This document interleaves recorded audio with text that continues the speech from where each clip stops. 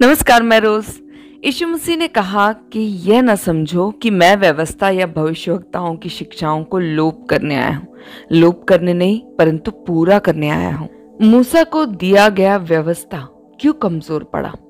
अगर व्यवस्था इंसानों को पाप से क्षमा नहीं दे सकता था, तो व्यवस्था का भार लोगों पर डाला क्यों गया था? यीशु मसीह को क्रूस पर चढ़ना क्यों पड़ा? क्रूस पर यीशु मसीह ने पूरा हुआ कह क्या संदेश दिया? और जो कुछ मसीह ने ऑलरेडी पूरा कर दिया, क्या हम वापस अपने सामर्थ्य से उसमें कुछ जोड़ या घटा तो नहीं रहे? आइए इन सभी सवालों का जवाब बाइबल से ढूंढें। पहले व्यवस्था से शुरू करते हैं। व्यवस्था क्यों दिया गया था? लॉ क्यों दिया गया था? अपराध बढ़ने की वजह से व्यवस्था आया, ताकि पाप को अपराध का चरित्र दिया जाए। समझाती हूँ। इंसान मूसा से पहले भी पाप कर रहे थे, मगर उनका ये पाप गिना नहीं गया। रोमियो 5:13। क्योंकि व्यवस्था के दिए जाने तक पाप जगत में तो था, परंतु जहां व्यवस्था नहीं वहां पाप गिना नहीं जाता, और व्यवस्था ने ही पाप को व्यक्तिगत अपराध का चेहरा दिया। इंसान व्यवस्था मिलने के बाद भी पाप करता गया, और जो व्यवस्था ऐसा करना गलत है उसे बताता, उसी व्यवस्था को तोड़ने से इंसान कभी सही साबित ना हो सका। रोमियो 7:9-10। मैं तो व्यवस्था बिना पहले जीवित था, परंतु जब आज्ञा आई तो पाप जी गया और मैं मर गया, और वही आज्ञा जो जीवन के लिए थी मेरे लिए मृत्यु का कारण ठहरी। व्यवस्था ने यह समझाया कि सभी मानव जाति पाप के अधीन है। रोमियो 3:23। सबने पाप किया और परमेश्वर की महिमा से रहित है। व्यवस्था उस प्रतिज्ञा के वंश मतलब मसीह यीशु को पूरे मानव जाति पर जाहिर करने के लिए दिया गया। व्यवस्था ने मानव जाति को एक ऐसे पिंजरे में बंद कर दिया जिससे विश्वास के द्वारा ही आजाद हो सकते हैं। थोड़ा और अच्छे से समझाती हूँ। एक जेल के रूम को अपनी इमेजिनेशन में लेकर आए। इस सेल की जो सलाखें हैं वे पाप है, और लिखित वचन व्यवस्था हमें जेल में डालता है, क्योंकि ये हमारी पाप की दशा की ओर संकेत करता है। हम पाप के कारण जेल की सलाखों के पीछे हैं, और व्यवस्था हमारी कोई मदद नहीं कर सकता, क्योंकि व्यवस्था ने ही हमें जेल में डाला है। मोरिस, जो कि एक बहुत बड़े बाइबल कमेंटेटर है, कहते हैं पाप एक्चुअल में एक जेलर है जो पापियों को अपने अधीन रखता है और उन्हें आजाद नहीं होने देता। अगर कोई ये कहे कि मैं पाप का कैदी नहीं हूं, तो उसे बस इतना ही करना होगा कि ना सोच में, ना बातों में, ना प्रवृत्ति में कोई भी पाप ना करे। मगर कोई ऐसा नहीं कर सकता। और अगर पाप का रिकॉर्ड लेखा है, तो आप परमेश्वर के न्याय के द्वारा कैद किए गए हो। इस जेल की सलाखें बहुत मजबूत है, और हम अपने प्रयत्न से कभी से तोड़ नहीं सकते। बदले इसके इस जेल के वार्डन ने एक ऑफर रखा है कि आप आराम से खुद इसे खोलकर चलकर बाहर आ जाओ। बस आपको इस बात को पूरे मन से, दिल से, आत्मा से मानना है कि आप इस जेल के हकदार हो, और आप खुद वार्डन से रिक्वेस्ट करो कि आपको आजाद करे। और जब ऐसा होता है तो प्रोसिक्यूटर, अभियोजक, वार्डन पर जस्ट ना होने, न्याय संगत ना होने का आरोप लगाता है। वार्डन ने इस कैदी के आजाद होने के सभी रिक्वायरमेंट को खुद ही में पूरा कर दिया और कैदी को आजादी दे दी। मूसा के द्वारा दिया गया व्यवस्था का पूरा पर्पस यही था कि वो हमें यीशु मसीह के पास आने के लिए तैयार करे, हमारे पापों को उजागर करे और परमेश्वर के कैरेक्टर को प्रकट करे। व्यवस्था एक ट्यूटर, एक शिक्षक, एक गार्डियन की तरह था। गार्डियन से ज्यादा अच्छा शब्द है कस्टोडियन, जिसका काम है कि मालिक के बेटे का ख्याल रखे, उसे डिसिप्लिन में पाले, उसके बड़े होने पर उसके पापा को सौंपे। बड़े होने के बाद बेटा उस ट्यूटर के अंडर में नहीं होता, just like we are not under the law. आज ये समझना बहुत जरूरी है। कहीं ना कहीं हम भी वही गलती कर रहे हैं जो गलातिया के चर्च वालों ने किया। अपनी प्रवृत्ति से, व्यवस्था के कामों से खुद को परमेश्वर के सामने सही करने का जरिया तलाशना। आज क्रिश्चियंस के मन में ढेर सारे सवाल इससे जुड़े होते हैं। क्या हम ये कर सकते हैं? क्या वहां जा सकते हैं? क्या ये खा सकते हैं? क्या ऐसा, क्या वैसा? पवित्र आत्मा से चलाए चल रहे हैं तो खुद हमें इसका आंसर वचनों के द्वारा मिल ही जाएगा। मगर हमारा ध्यान मसीह से रिश्ता बनाने से ज्यादा खुद को परमेश्वर के सामने सही साबित करने में लगता है।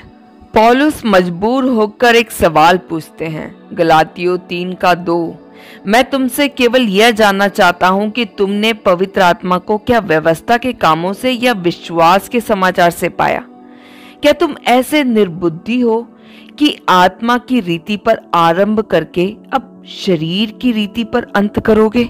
हम में से कईयों ने आत्मा की रीति से शुरू तो किया था, पवित्र आत्मा से भरे थे, धीरे धीरे मसीह के स्वभाव की आस से भर रहे थे, मसीह के साथ अनंत जीवन हमें एक्साइटेड करता था।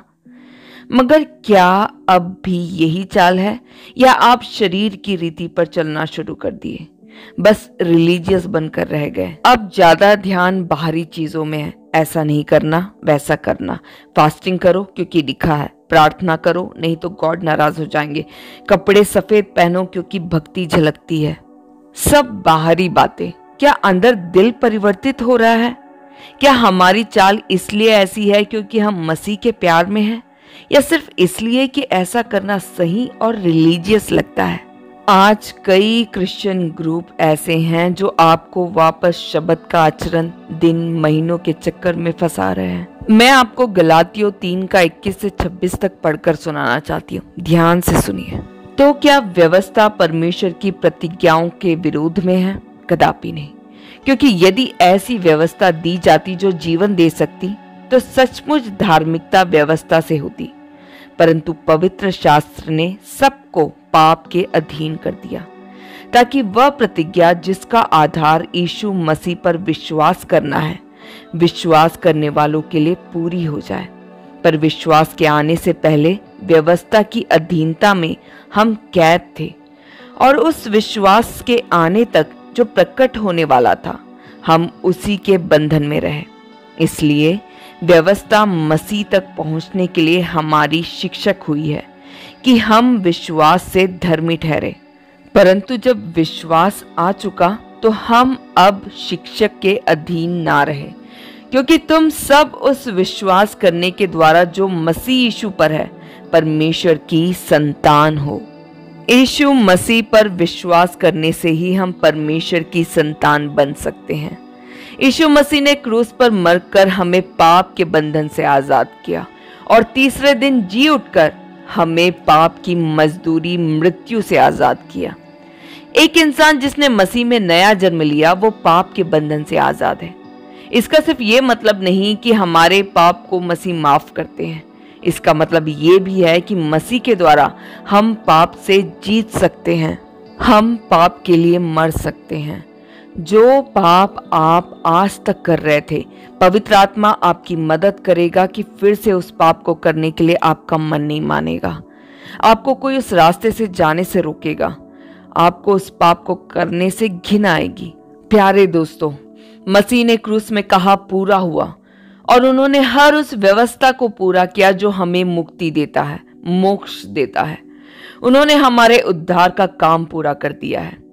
मुझे स्मिथ विगलस्वर्थ के द्वारा कही एक बात याद आ रही है। उन्होंने कहा, अपनी भावनाओं के आधार पर चलना एक खतरनाक आदत है। हम अपनी भावनाओं के या अपने अनुभवों के आधार पर उद्धार नहीं पाते हैं, पर केवल परमेश्वर के वचन के आधार पर। हमारा उद्धार उस तरह नहीं बदलता जैसी हमारी भावनाएं बदलती हैं। तो क्या मैं ये कह रही हूँ कि प्रवृत्ति की कोई जरूरत ही नहीं? बिल्कुल नहीं, प्रवृत्ति जरूरी है। मसीह में नया जीवन पाने के बाद आपकी हर प्रवृत्ति यीशु मसीह के प्यार से भरी होनी चाहिए। जब हम उनसे पूरे दिल से प्यार करने लगते हैं तो हम सिर्फ वही करना चाहते हैं जो वो पसंद करते हैं। मैं बस इतना ही बताना चाह रही थी कि जिन चीजों से परमेश्वर ने हमें आजाद कर दिया है उसमें वापस जाकर ना फंसे। जिस व्यवस्था के भार से आप आजाद हो उसमें वापस ना उलझे। गलातियों के चर्च वालों को भी यही प्रॉब्लम हुआ। उन्हें ये लगने लगा कि विश्वास बस काफी नहीं है, व्यवस्था भी जरूरी है।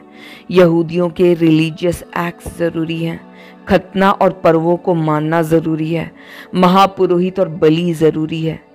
इब्रानियों की पत्री के लेखक ने भी अपने पढ़ने वालों को इसी गलत टीचिंग से अपने आप को अलग करने के लिए कहा। दोस्तों, क्रूस हमें एक होप देता है, एक आशा देता है कि हम पाप से जीत सकते हैं। प्रभु यीशु मसीह में विश्वास कर हम मोक्ष पा सकते हैं। परमेश्वर के साथ का अनंत जीवन हमारी प्रतिज्ञा है। अगर शैतान आपको पापों के बोझ के तले दबाकर आपको दोषी ठहरा रहा है तो उस झूठ का यकीन मत करें। मसीह की ओर मुड़े। क्रूस का संदेश प्यार का, बलिदान का, त्याग का और आजादी का है, मोक्ष का है। प्रभु यीशु मसीह में हम आजाद हो गए। चलिए तो फिर आज के लिए बस इतना ही।